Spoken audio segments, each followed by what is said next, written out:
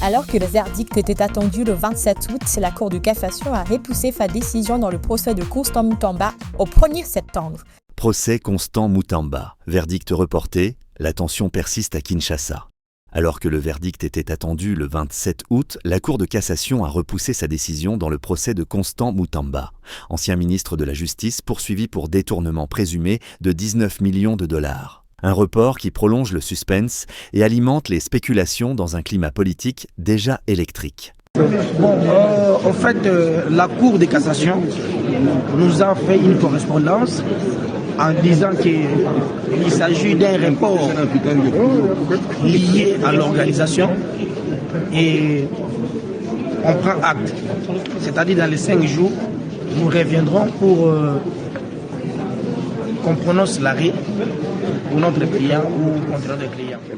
Ce mercredi, tous les regards étaient tournés vers la Cour de cassation où devait tomber le verdict dans l'affaire Constant Mutamba. L'ancien ministre de la Justice, âgé de 37 ans, est accusé par le ministère public de détournement de fonds publics, une affaire estimée à 19 millions de dollars américains. Mais à la surprise générale, les juges ont décidé de reporter le prononcé à une date ultérieure, invoquant la nécessité d'approfondir leur travail. À l'extérieur, la police nationale congolaise avait déployé un impressionnant dispositif sécuritaire. Des dizaines d'agents encadrèrent le périmètre, signe de l'importance politique et sociale de ce procès. La veille déjà, le parquet avait interdit toute manifestation de soutien aux prévenus, menaçant de sanctions quiconque tenterait de menacer les magistrats.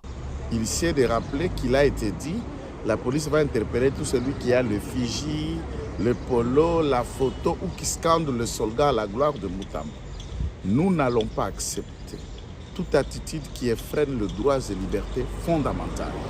Quelqu'un qui porte le figie ou la t-shirt avec un signe distinctif identifié à Mutamba ou qui scande un cri soutenant Mutamba ne commet pas d'abord l'infraction.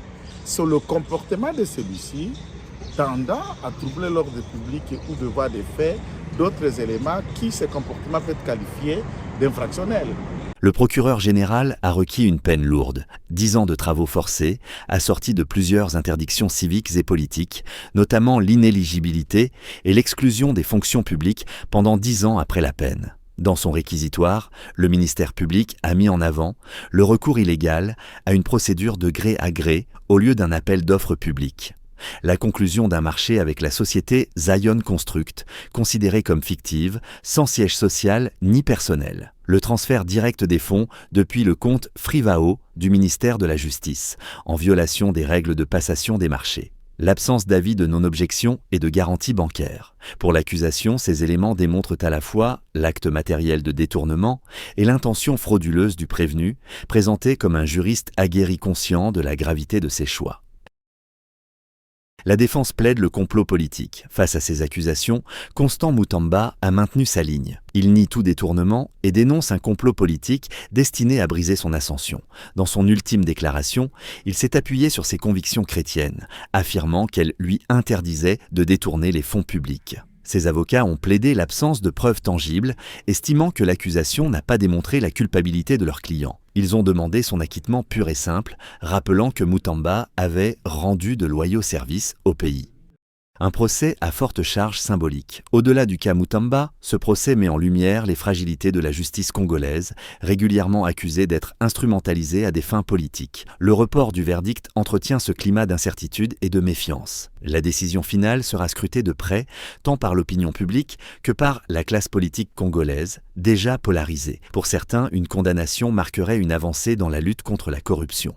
Pour d'autres, elle ne serait qu'une illustration de plus des règlements de comptes politiques qui minent les institutions. En attendant le verdict, le suspense reste entier. Constant Mutamba, devenu en quelques mois l'une des figures les plus controversées de la scène politique congolaise, attend désormais de connaître son sort judiciaire. Le pays, lui, attend aussi une justice impartiale et crédible, capable de trancher dans un dossier où s'entremêlent droit, politique et enjeux financiers colossaux.